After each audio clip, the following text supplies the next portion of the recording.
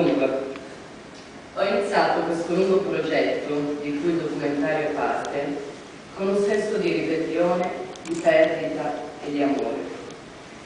Concludo questo progetto, anche se non amo parlare di inizio e fine dei processi, con lo stesso senso di ribellione, di perdita e di amore. Desideravo realizzare qualcosa di assolutamente inattuale, perché attuale definisce, in senso concreto, ciò che avviene nel presente, che è conforme ai tempi che si stanno vivendo ed è perciò in perpetua scadenza. Essere attuali è per me una debolezza, e se è vero che la debolezza è mancare di qualcosa, può divenire allora la pulsione a lasciarsi attrarre da ciò che è altro da sé. E in questo venir meno la debolezza diviene la forza di un'opera.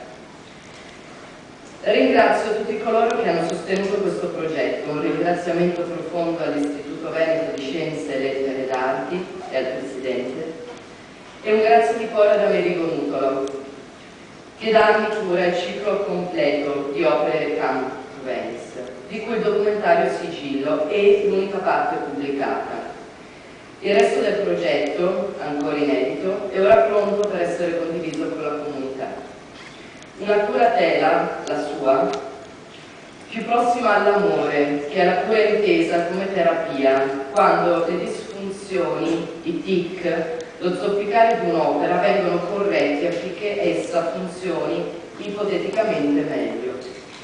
È una forma di rispetto profondo nei confronti del corso naturale della metodologia creativa accompagnare un'opera nella totalità delle sue deformazioni, delle sue perversioni, della sua bellezza virtuosa, durante il delicato passaggio che va dalla dimensione intima alla dimensione pubblica. Questi sono dunque i sostegni che attivano le energie di un'opera. Vi sono poi gli ostacoli, come la censura, l'interdizione, la stroncatura, che attivano a loro volta le energie di un'opera. Ringrazio dunque anche tutti coloro che hanno censurato o stroncato il mio progetto, perché non hanno fatto altro che saturarlo di energia. Respingendolo nell'ombra per ciò che esso vuole dire, hanno illuminato ciò che esso non può dire. Il sostegno e la condivisione attivano le energie espansive di un'opera, portandola alla luce. La censura e l'esclusione attivano le energie contrattive di un'opera, relegandola al buio.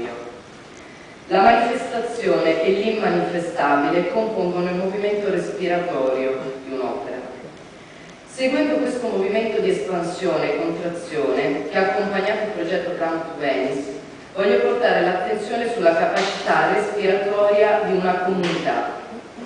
È l'estensione del respiro di una comunità che mi concede, se ascoltato nel silenzio, di coglierne la gamma emotiva e la sua potenzialità. Le variazioni emotive di una comunità, così come di un individuo, oscillano tra due poli, la gioia e la tristezza. Triste è ogni passione che porta con sé una diminuzione della potenza di agire. Gioiosa è ogni passione che aumenta la potenza e la volontà di agire. In una comunità non assoggettata, questi due poli hanno anche la facoltà di mutare l'uno nell'altro. La tristezza diviene pulsione al cambiamento, alla ribellione, e la gioia tendenza alla conservazione, alla stasi.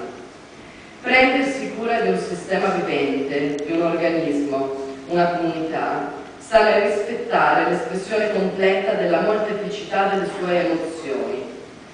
In una comunità totale vi è la libertà di essere felici e la libertà di essere tristi, la libertà di riprodursi e la libertà di morire.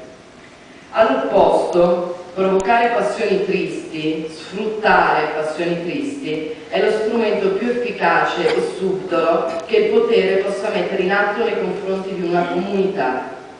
Provocare passioni tristi è determinante nell'esercizio del potere, nel manovrare gli umani, perché il despota sa che l'uomo triste è più debole, soggiogabile, manovrabile. Il carnefice ha bisogno della debolezza delle proprie vittime. È il meccanismo sadiano, che mi è particolarmente caro perché, pervertendolo, mi ha insegnato a comprendere che lo sguardo della vittima può essere crudo, potente, oscuro, audace, perché la vittima può guardare negli occhi il suo stesso carnefice.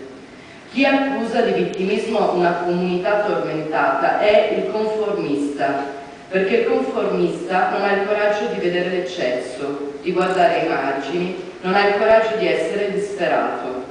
In sintesi, colui che io chiamo conformista è emotivamente mediocre, perché è privo della libertà di percorrere gli stati emotivi nelle loro massime estensioni, di percorrere la comunità che lo circonda fin nelle sue piccole variazioni, nelle sue differenze. In una comunità umana un gruppo sociale diviene diverso quando non costituisce una realtà maggioritaria in riferimento all'etnia, alla lingua, alla religione, al genere, all'età, alla condizione psicofisica.